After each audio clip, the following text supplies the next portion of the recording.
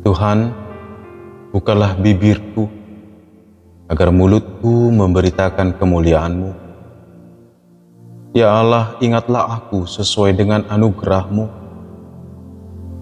Tuhan, dengarkanlah aku sesuai dengan pertolongan-Mu yang penuh dengan kesetiaan. Kemuliaan bagi Bapa dan Anak dan Roh Kudus, seperti pada permulaan, sekarang dan dari kekal hingga kekal.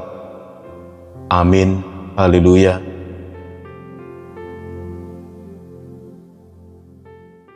Yeremia 1 ayat 5. Sebelum aku membentuk engkau dalam rahim ibumu, aku telah mengenal engkau. Dan sebelum engkau keluar dari kandungan, aku telah menguduskan engkau.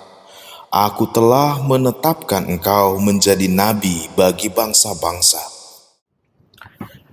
Salam saudara kasih Tuhan. Apa kabar hari ini? Saya berdoa kiranya saudara-saudara dalam kegembiraan surgawi, dalam kegembiraan karena Kristus Yesus Tuhan kita yang menyertai kehidupan kita.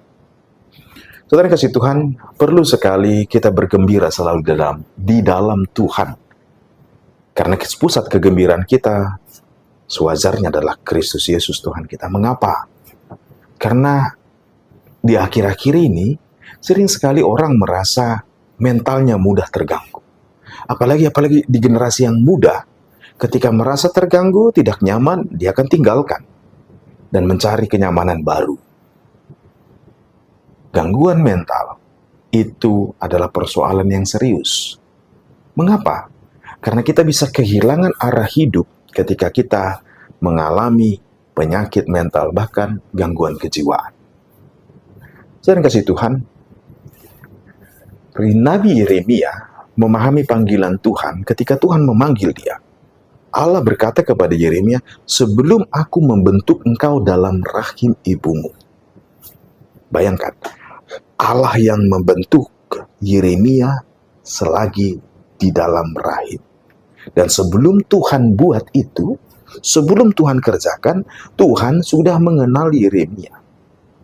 Dan sebelum Yeremia dilahirkan, aku menguduskan engkau. Dan Tuhan telah menetapkan dia menjadi nabi bagi bangsa-bangsa. Penting sekali mengenali tentang diri kita di hadapan Tuhan, atau self-esteem kita. Supaya ini yang bisa mengatasi kecemasan kita, atau keresahan, kegelisahan kita. Supaya kita tidak mudah takut dan memandang diri menjadi rendah. Dalam fase depresi, orang akan mengalami kesedihan yang mendalam, lalu kehilangan minat.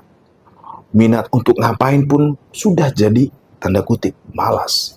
Gambaran depresi. Dan setelah 2 minggu, kalau tetap dalam kesedihan dan duka yang mendalam, dia akan mengalami mulai yang namanya mencari-cari jawaban tentang apakah aku berguna dalam hidup ini. Mengapa Tuhan ciptakan aku? Mengapa Tuhan izinkan ini terjadi? Segala sesuatu mulai mempersalahkan ini itu. Dan ini hal yang pernah juga terjadi. Ayub contohnya. Ayub pernah mengatakan, bahkan terkutuklah hari kelahiranku. Artinya dia sedih, menyesal pernah dilahirkan. Yunus pernah berkata juga, lebih baik aku mati. Elia pun mengatakan demikian karena apa? Fase depresi, ada fase di mana ketika kita pun meragukan akan nilai hidup kita ini. Saya kasih Tuhan. Tuhan memanggil Yeremia dan mengatakan hal ini adalah supaya ketika mengalami kesusahan, Yeremia tidak gamang atau menjadi kehilangan arah. Demikian kita juga. Saudaraku yang dikasihi Tuhan. Allah yang membentuk engkau dan saya. Tidak ada kelahiran yang tidak berarti. Tidak ada keberadaan yang sia-sia. Engkau ada hari ini adalah karena Tuhan yang menginginkan engkau ada. Dunia boleh mengatakan engkau tidak diinginkan, dunia boleh merendahkan dan segala, tapi Allah yang Maha Kuasa mengatakan, menyampaikan, aku menguduskan engkau. Disinilah kekuatan baru akan muncul dalam menjalani kesusahan, dalam menjalani penderitaan. Lari atau escaping bukan jalan keluar, tapi hadapi pergumulan itu bersama Tuhan. Dan inilah kekuatan bagi orang percaya.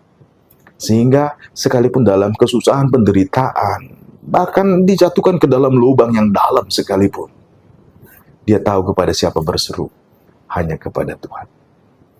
Saudara yang kasih Tuhan, itulah mengapa Kristus rela menderita buat kita.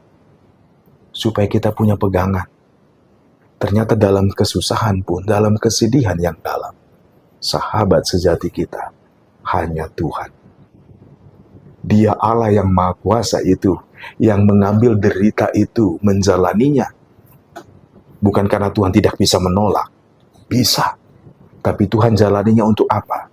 Supaya kita, ketika kita tidak bisa menolak kesusahan yang terjadi dalam hidup kita, kesedihan yang terjadi pada kita, kita tahu ada sahabat yang setia menjalani derita itu. Yesus namanya. Oleh karena itu, saudara yang kasih Tuhan, pandanglah selalu, arahkan hatimu kepada Tuhan. Sehingga kita dimampukan untuk tetap bersuka cita menjalani hari ini dan hari-hari ke depan bersama Kristus yang telah membuktikan cinta Allah yang besar bagi kita. Allah yang membentuk kita. Dia yang menguduskan kita. Dan Dia yang mengutus kita. Makanya kita ada untuk menjadi berkat dan menjadi kemuliaan bagi nama Tuhan. Bersukacitalah selalu di dalam Tuhan. Jalani kehidupan dengan penuh kegembiraan. Karena yang memilih kita, yang mengutus kita adalah pencipta kita. Engkau berharga, saya berharga. Dengan demikian akan menolong kita. Cara memandang diri kita adalah dengan cara pandang Tuhan. Dan cara pandang kita kepada orang lain adalah cara pandang Tuhan. Bahwa Tuhan mengasihi semua orang, semua bangsa. Oleh karena itu, saudara yang kasih Tuhan, tetap teguh dalam Kristus Yesus Tuhan kita. Shalom.